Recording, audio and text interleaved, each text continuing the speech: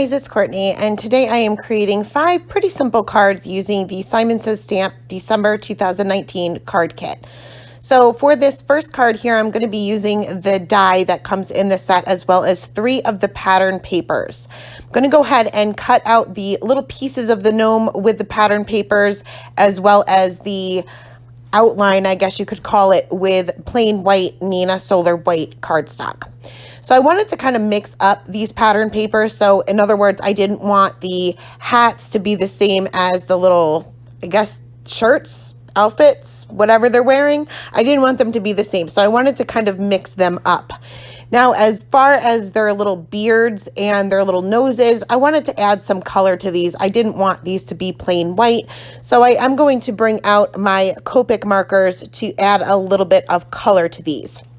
So for the little beards, I want these to kind of appear to be gray, and we kind of have a vintage look going on. So I'm going to bring out my warm grays, and I'm going to start off with the W5, and I'm just using some flick lines starting from what is the top of the beard and kind of flicking down. Same thing with the W3 and the W1. I'm not over blending here. I'm kind of keeping the flick lines visible so that it adds some texture to the beard. For their little noses, I'm just going to use 3 different colors here.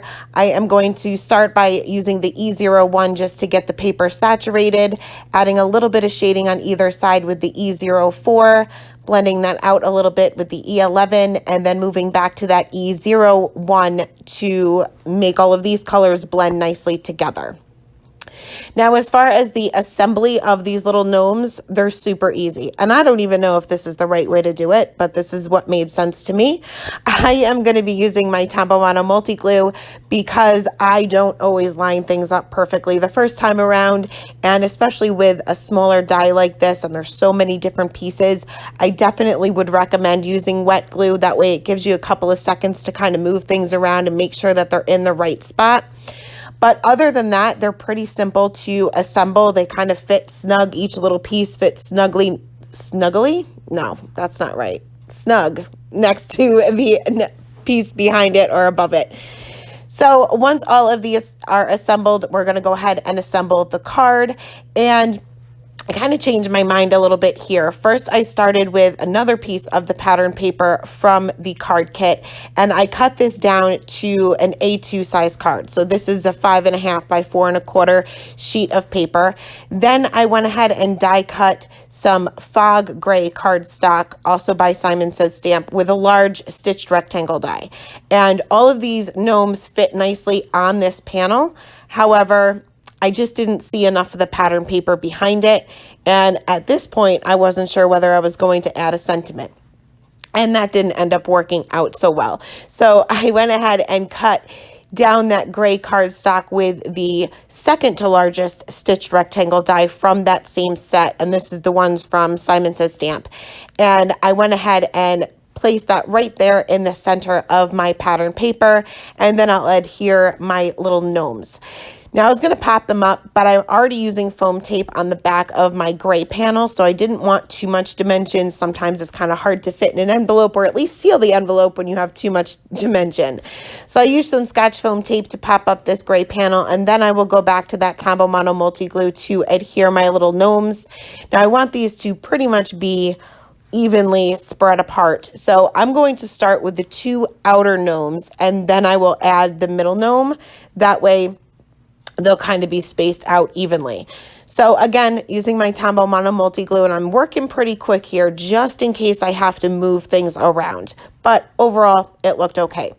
Now, obviously, I don't have room for a sentiment without making this too busy.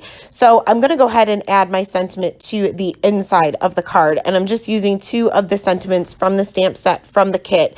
One of the sentiment strips as well as one of these large words. I just lined those up on my work surface, popped those onto an acrylic block, and I went ahead and stamped this out with VersaFine Onyx black ink right there in the center of the card. And that is it for card number 1. Card number 2 is super, super simple.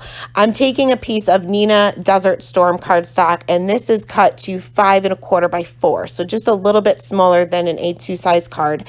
And I'm just using these little holly leaves, I think they are, and I'm going to be using Mowed Lawn Distress Oxide ink. I'm using a few pieces of Post-it note tape just so that my ink blending doesn't go beyond the stencil and onto my card panel. Not doing any blending here. I'm just using one color, and I'm going to do this on all 4 corners. So I'm just going to move my stencil around, and I can reuse this Post-it note tape all 4 times. I'm using the blending brush that comes in the kit, but you can use any makeup brush or ink blending tool, whatever you have on hand. So once my little holly leaves are done, you can go ahead and clean off your stencil, provided you're using either Distress ink or Distress Oxide. If you're working on Desert Storm, I definitely recommend the oxides because they're a little bit more opaque and they'll actually show up. But you can go ahead and clean off your stencil with just your chamois or a damp paper towel rather than really scrubbing it in the sink like I normally do, and then it takes, forever to dry. So I went ahead and just cleaned this off with my stamp chamois, and then I'm going to go back in with the little berries, and I'm pretty much doing the same thing. Just going to line those up, tape that down with my Post-it note tape, and kind of mask off any of those little images that are around it. And this time I'm going to use the Candied Apple Distress Oxide ink and just add the berries to all 4 of those holly leaves. Now I have to apologize. I have this ugly looking band-aid on my finger, and it gets inky throughout this video, and it looks pretty nasty, but trust me, what's underneath that band-aid is even nastier. So I definitely had to wear it. So I'm just going to go ahead and continue adding these little holly leaves. Once that is done, we're going to go ahead and add the sentiment. Now, because none of these things obviously have an outline or a black outline like a stamped image would have, I didn't want my sentiment either to have a black outline. So I'm going to take this large Christmas with kind of like the hollowed out letters, and I'm using my Misty here, and I'm going to use some fade out ink by Ink on 3, and I'm going to color in my letters. Now if you're using the fade out ink, once you do your coloring, the lines are going to kind of disappear. You can use any light colored ink here. Just keep in mind that the outline may show through a little bit, but that's no big deal. I'm not going to do any shading for my lettering. I am just going to color these in solid with a Copic marker. I just randomly grabbed a red, so it really doesn't matter what color I'm using here. And again, I'm not doing any shading. I'm just going to color them in solid. So once those were colored in, I'm going to add the other portion of my sentiment here, and this is one of the sentiment strips from the stamp set. I'm going to go ahead and stamp that directly above that large word with some VersaFine Onyx black ink once again. Then I'm going to take some Fun Foam, and I use the kind that has adhesive on one side. Going to adhere that down to an A2 size note card, and I just place my Misty on top of this for a couple of minutes because the wet glue does take a little bit of time to dry on that Fun Foam. Once that's done, we're going to add glossy accents to everything. I love glossy accents. So I'm going to go ahead and outline all of these letters. And if you happen to go out of the lines, it's no big deal. While it's still wet, either take a craft pick or a craft knife, kind of just move that to wherever you want it to go. Just kind of shove it back onto those letters. I also added a couple of drops around the sentiment as well as on top of the berries. And that is it for card number 2. For the third card, we're going to be making a pretty simple scene for this one. I'm going to be using 2 of the gnomes from the stamp set, and I kind of just placed those onto my card panel. This is a piece of Nina Solar White 80-pound cardstock. I changed my mind here a lot too, but I first started by stamping both of these gnomes on either side of my card panel, and I'm also stamping these onto a piece of Simon Says Stamp masking paper because I was originally going to create masks for these 2. Once I stamped these out and I started cutting them out, I realized that they're a little too intricate, especially with the arms and legs. They are super, super skinny arms and legs. So I'm not going to start over. I already have some of my stamping done.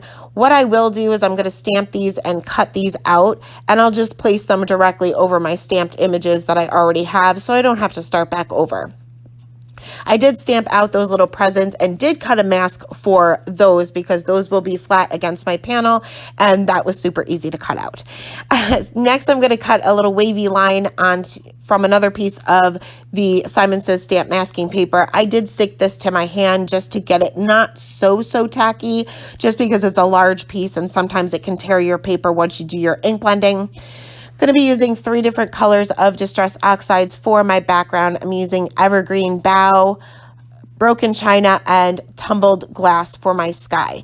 Now, the Evergreen Bough is kind of like a green, so you wouldn't normally think that that would blend with the Broken China, but I absolutely love this color combination, and I just recently discovered it. So I really wish I would have noticed how well they blend together before I started all my Christmas cards, or actually finished all of my Christmas cards. But I started with the Evergreen Bough on the bottom, moved up to the Broken China, and I'm using the Tumbled Glass on the top. My Tumbled Glass is drying out majorly, and I don't have a re-inker for it or another ink pad, so I'm kind of working with what I have now. You'll see that I go over the same area multiple times just to get enough ink on the paper to make these colors actually blend. Once I do reach the top of the paper, I'm going to work my way back down just to make sure that all of these areas blend well together. The first time I go up the paper, I kind of just lay out my color just to make sure I have spacing correctly. I'm not really worried about blending the first time around. Once I have the paper really saturated, that's when I'll worry about the colors actually blending. The more times you go over it, the more ink you're going to add to the paper. And keep in mind that the Distress Oxides sort of sit on top of the paper for a bit, so you have a longer time or longer period of time to work with them and move them around. So once the ink blending was done, I'm going to go ahead and remove this mask here from the bottom, as well as these little presents. I did restamp my gnomes on another piece of paper with that same blackout ink. I also added some of the trees to the background, and I'm just using that Evergreen Bough, so it's kind of a tone on tone, and I stamped them upside down, and that's okay. I'm just hoping nobody notices. So I'm going to move on to the coloring, and I'm not going to show you all of it, but I am going to start off with the skin tones. I'm actually using the same 3 colors as I did for the first gnomes, or the first card that we created. And I'm just adding a little bit of shading underneath each one of their hats and the bottom portion of their noses. Their little arms are so skinny that I'm not doing any shading. I'm just going to take the mid-tone and add just a little bit of color to that. For all of the coloring, I'm only using 3 color blends. Typically I use 4, but I'm keeping the coloring very simple. All 5 of these cards are super simple. So once the skin tones were done, we're going to move on to their little beards, and I'm going to color these pretty similar to the way I did for the first card. I'm just adding some flick lines from the top, kind of going down with that C5. I'm using the C5 this time. The first time I used the warm grays, but I'm coloring them the same way. The second gnome has a little mustache, so I'm just adding a little bit of shading where the mustache is kind of tucked behind his nose, or I guess under his nose it would be. Going to go ahead and extend those flick lines with the C3, and then I'm going to finish off with the C1, just extending those flicks a little bit further. Again, being careful not to overblend because I want to kind of keep those flick lines and keep that texture to their beards. Now, the 3 different color combinations I use for their hats and little outfits and shoes and everything are greens, reds, and kind of a goldish color. So I'm just going to show you a little bit of the coloring, but I kept it very simple, but I did want to leave at least a little bit of it in so that you could see the color combinations that I actually used. So for the gold combination, my darkest color is the E99, which is obviously more of a brown color. And then I'm going to blend that out with the Y26. And then I'm going to finish off with the Y21 as my highlight color. For the green combination, I am going to go in with my G99 as my darkest color, blend that out with the G94, and finish off with the G43 as my lightest color. You'll see that I am going directly in with my darkest color. Typically, I don't do that, but so many of these areas are so small that to avoid bleeding, the colors bleeding, I tend to go in with my darkest color for small areas like that. For my red combination, I'm using the the R39, R35, and the R32 as my highlight color. Again, going right in with that darkest color. And I always save my reds to last because they tend to bleed more than any other color combination that I use.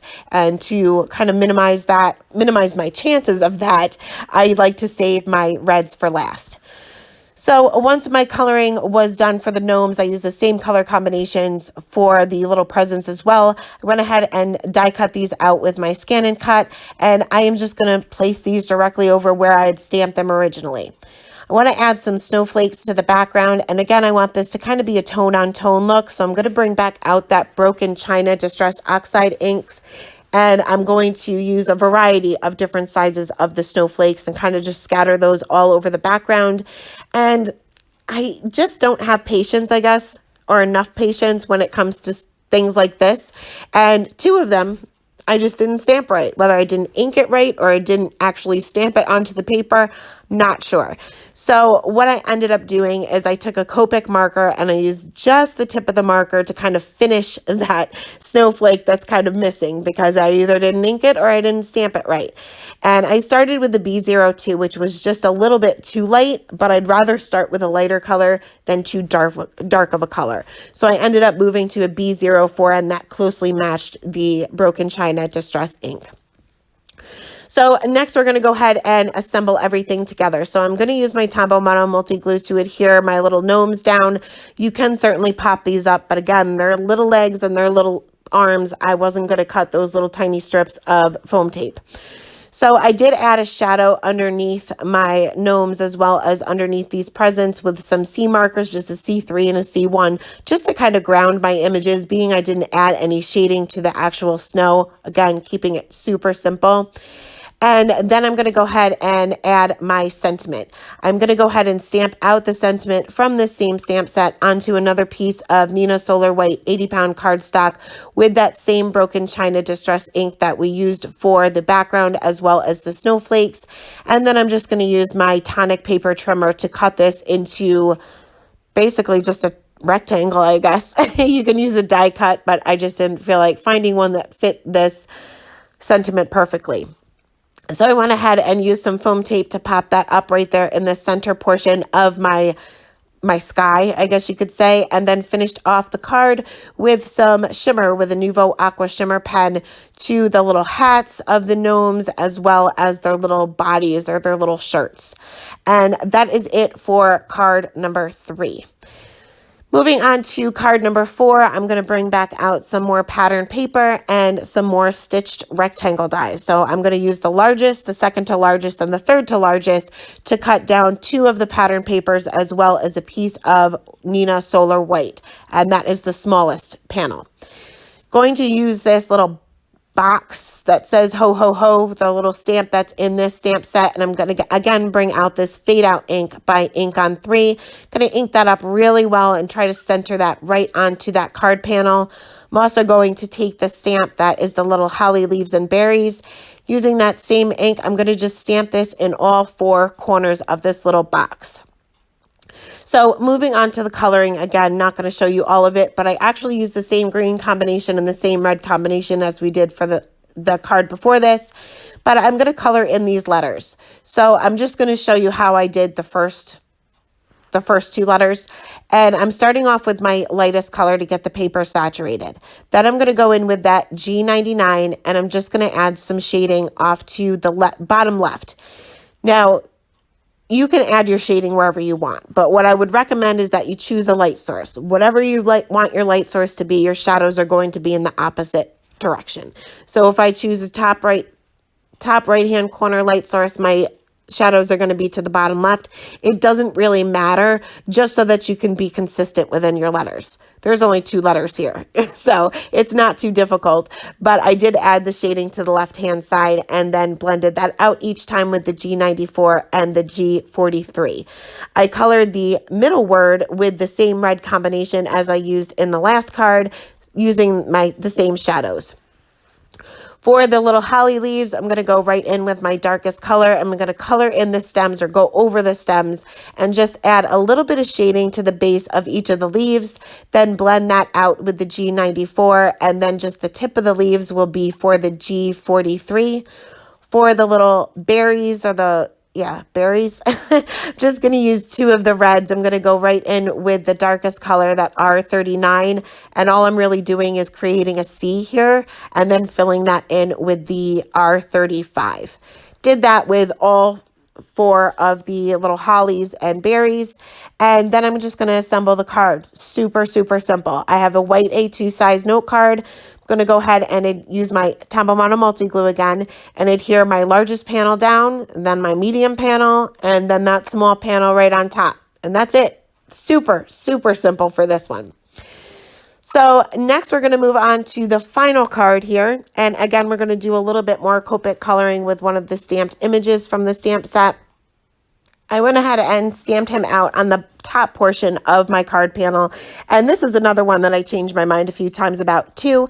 And I am going to go ahead and take some of more of the pattern paper. Now, my plan was to basically cover up the entire bottom portion of the panel with two different pattern papers. One strip and one pretty much covering the entire half. And once I did my coloring, I hated it.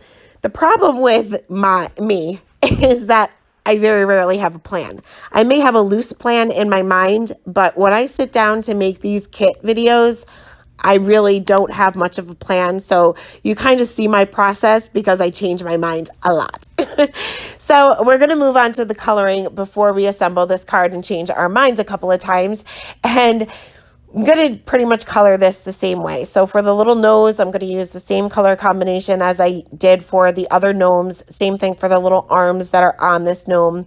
And for the tree, because he's pretty much covered in a Christmas tree, I'm going to bring out some YG90 markers. And I'm going to add the shading where one section of the tree lays over another. So I'm starting off with my darkest color, and you can see that I'm using flick lines here, and I'm flicking towards myself, which I don't normally do. I usually flick away from myself. So you may want to kind of turn your paper as you go, whatever's easiest for you, whether you flick away or flick towards you. So I'm just adding the shading on each section of this tree here, leaving the tip of the tree because I think this is going to kind of sort of be like the star of the tree, even though it's not really a star, but I'm going to color it that way.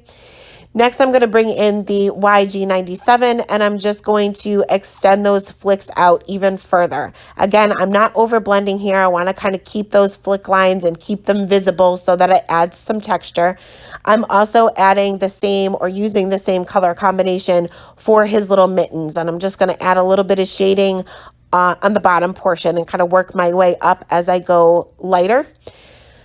So you can see that as I get towards the top portion of this little tree is kind of bent over, so my flicks are going to be bent as well. So whatever direction your image is or whatever shape your image is, that's what shape you want your flick lines to be. I'm also going to add just some of that mid-tone or that darkest mid-tone color to every other stripe on his little pants or stockings or whatever they are. Extending that out with the YG95, again, not over blending, making sure that I keep those flick lines visible. And then I'm going to finish off with the YG91, which is extremely light. So I'm very quickly going over the bottom portion of each one of these sections of the tree.